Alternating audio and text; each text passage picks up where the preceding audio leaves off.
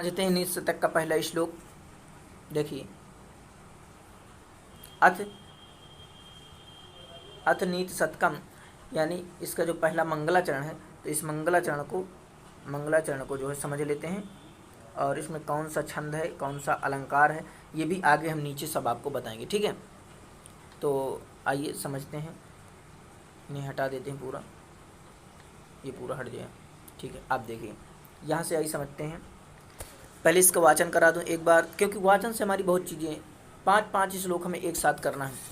कि दिक्कालाद नवछिन्ना अंतचित्तमात्यमूर्तये श्वानुभूते कमानाये नमः शांताय तेजसे। स्वानुभूति कमानाये नमः शांताय तेजसे। इसमें सब में चतुर्थी भक्ति लगी हुई है, आप देख सकते हैं। कौन सी भक्ति लगी हुई है? चतुर्थी भक्ति लगी हुई है। अगर देखिए तेजसे को देखते हैं, इसमें भी चतुर्थी। शांताय नमः, नमः इसमें क्या लगता है? जैसे शांताय में पंचमी हो जाएगी। जैसे देखिए नमः, नमः आपको अगर एक सूत्र पता होगा, नमः स्वाइस्त स्वाधा अलम वसठ, ये वाला सूत्र। तो अगर ये वाला सूत्र आपको पता है, तो इस सूत्र से आप जो है क्या कर सकते हैं, इस सूत्र से आपको पता चल जाएगा इसमें कौन सी विभक्ति है। ठीक है, तो आइए देखिए अब समझते हैं। इसका अन्वय आपको करना पड़ेगा। तो देखिए अन्वय में कुछ नहीं होता है, अन्वय अपने से भी आप कर सकते हैं, तो इसमें कोई दिक्कत वाली बात नहीं है। अन्वय यानी दिक् कालादि। दिक् का मतलब क्या होता है? देखिए एक एक शब्द का अर्थ पकड़ना है, ज़्यादा भागना नहीं हमको। ठीक है, ये दिक्, दिक् का मतलब होता है दिशा। लिखना थोड़ा मुश्किल है, तो इससे आप जो बता रहा हूँ आप अपने कॉपी में नोट करते जाइए, और जो भी चीज़ें हों। दिक् माने दिशा, और काल का मतलब होता है समय। क्या होता है? समय। अध माने आदि की, अध माने ये जो है ना अध, ऐसे संस्कृत को यही तोड़ना होता। अध माने क्या होता है? आदि के, आदि के। ठीक है, तो मेरे साथ आपको सहयोग कीजिए, और जो है एक एक शब्दों को पकड़ लेते हैं। और छिन्न माने परे, क्या माने? परे। ठीक है, चित्त मात्र मूर्तये चैतन्य स्वरूप वाले नमः माने मैं प्रणाम करता हूँ। नमः का मतलब होता है प्रणाम करता हूँ। प्रणाम करता हूँ, किसको प्रणाम करता हूँ? चैतन्य स्वरूप वाले ब्रह्मा को। ठीक है, ये जो कौन कह रहे हैं? अब नीच शतक की पहली बात तो आपको ये पता होना चाहिए, आप बीए में हैं, तो जैसे आप नीच शतक पढ़ रहे हैं, तो नीच शतकम के लेखक कौन है? ये भर्तृहरि है। कौन है? भर्तृहरि है। ठीक है, तो आप ये पता, ये छोटी छोटी चीज़ें हैं, क्योंकि आप बीए में हैं अभी। आगे आपको देखिए टीजीटी के लिए भी सही है, अगर आप इससे टीजीटी कर रहे हैं तो देखिए टीजीटी के लिए भी आपका ये टीजीटी के लिए भी आपका यही निर्धारित सिलेबस है। इसमें संपूर्ण पढ़ना है, और आपको जो अभी पढ़ना है, तो इसमें सिर्फ 30 श्लोकों का वाचन करना है, और 30 श्लोकों का हिंदी में अर्थ लिखा। क्योंकि इलाहाबाद यूनिवर्सिटी में, एयू में, हमारा इलाहाबाद यूनिवर्सिटी जो है, इसमें सिर्फ 30 ही श्लोक हैं बीए के लिए। ठीक है, बीए फर्स्ट ईयर के लिए। तो आइए इनका एक एक शब्द समझते हैं, क्योंकि 5 श्लोकों का वाचन करना है। तो ये इसका वाचन कर चुके हैं हम। अब देखिए इसका अर्थ समझना है। तो देखिए पहले इसका दिक् कालादिनो छिन्ना चित्तमूर्तये स्वानुभूति कामानाये नमः शांताय तेजसे नमः। तो इसका जो पदच्छेद है, इसमें देखिए शब्दों का तोड़ना होता है। दिक् माने अभी मैंने बताया, दिक् माने क्या होता है? दिशा। काल माने समय। अवच्छिन्न यानी आदि से परे, अनंत। अनंत का मतलब समझ सकते हैं? अनंत, ये बहुत दूर है, अनंत, जिसका कोई अंत ना हो, अनंत। चिन्ह मात्र मूर्तये चैतन्य स्वरूप वाले। क्या? चैतन्य। स्वानुभूति माने स्वयं, स्वानुभूति स्वयं। एक मानाय शांताय तेजसः नमः। तो ये देखिए इसका जो है पदों का तोड़ना है। अब अनुवाद क्या है वो समझिए। देखिए यहाँ से मैं जो ये अनुवाद जो तोड़ा है ना, ये वाला, इसे मैं आपको बता रहा हूँ। इससे पहले मैं जो है यहाँ ये हमारा जो है थोड़ा देखिए, अब एक एक शब्दों का यहाँ से पकड़ना आपको बता रहा हूँ। थोड़ा और इसे कर देते हैं, क्योंकि उस तरह में आप ऐसे अगर श्लोक से जो बता रहा हूँ वो समझेंगे तो बहुत अच्छा रहेगा। दिक्काल माने यानी दिशा, पूर्वादि 10 दिशाएं। कितनी दिशाएं? 10 हैं, ठीक है। कितनी दिशाएं हैं? 10 दिशाएं, ठीक है। तो पूर्वादि 10 दिशाओं, काल, और काल आ गया तो काल, भूत आदि तीनों काल। कितने काल होते हैं? 3 काल होते हैं। आदि से अपरिमित, अनंत अर्थात अविनाशी, तथा ज्ञानमय स्वरूप वाले चित्तमान मूर्तये, यानी ज्ञानमय स्वरूप वाले स्वानुभाव मात्र से, स्वानुभावे कमानाए, यानी कि स्वानुभाव मात्र से जानने योग्य, अर्थात स्वानुभव ही जिसका एकमात्र प्रमाण है, ऐसे शांत अर्थात नमः शांताय तेज से उसको मैं प्रणाम करता हूँ। राग द्वेषादि विकारों से रहित ज्योतिष रूप ब्रह्मा को प्रणाम करता हूँ, ठीक है। ये हुआ।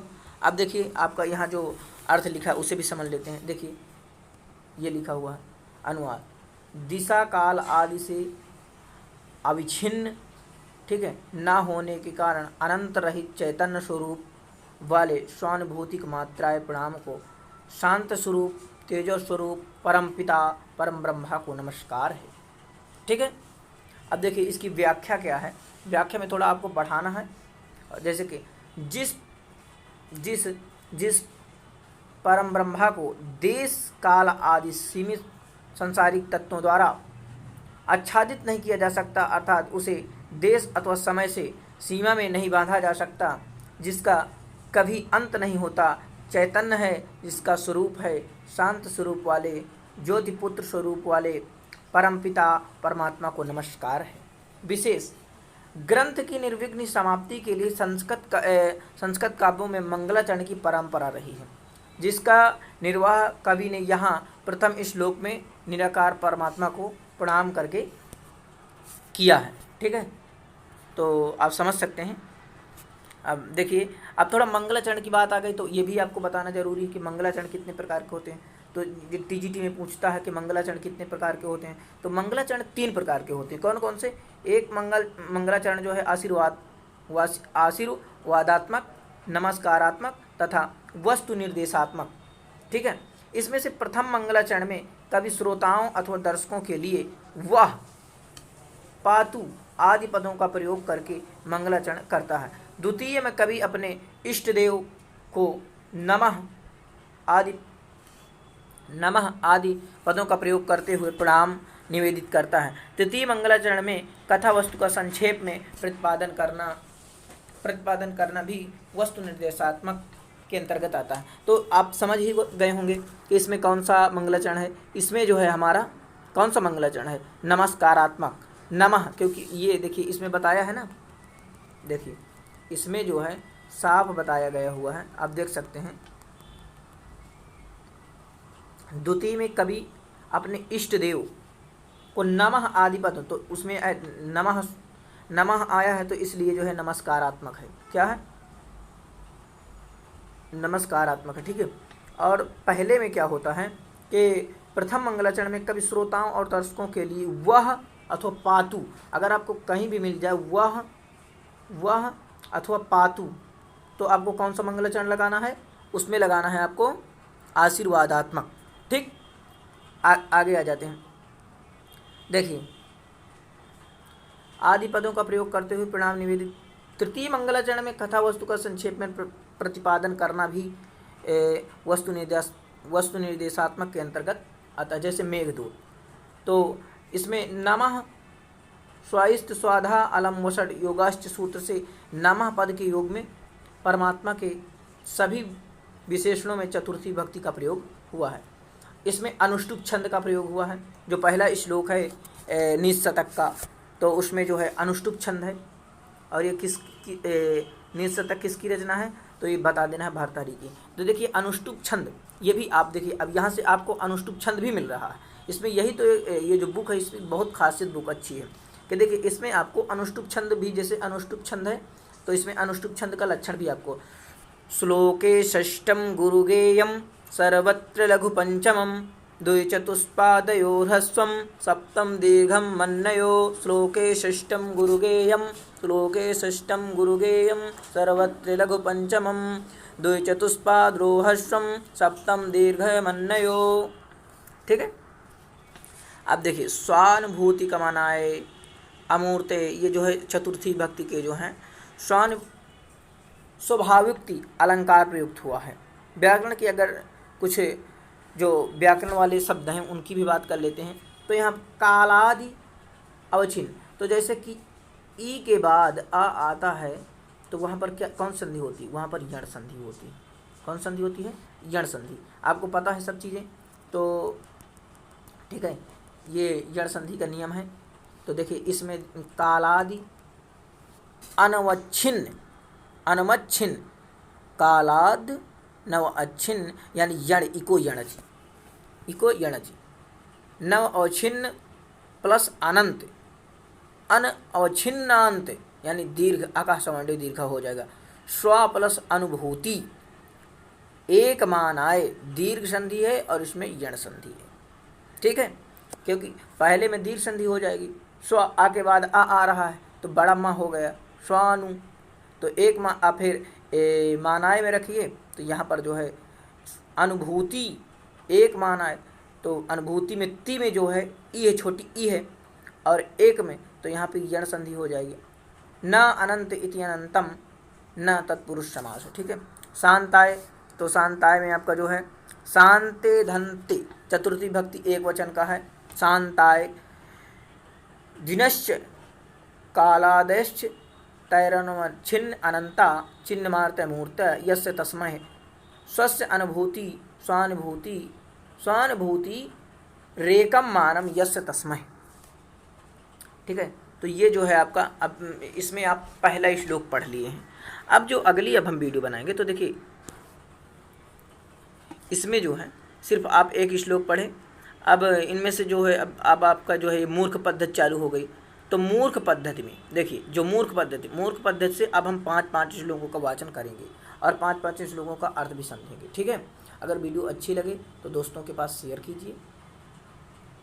आपको बता दें कि देखिए इसमें जैसे आप एडीसी में पढ़ रहे हैं, एडीसी आपका हो गया, सीएमपी हो गया, और जितने भी कॉलेज हैं संस्कृत जिसमें चल रही है, ठीक है, तो यही आपका सिलेबस है और यही आपको पढ़ना पड़ेगा। बीएचयू में रख लेते हैं तो बीएचयू का भी यही सिलेबस है। ठीक है, तो आप आराम से पढ़ सकते हैं।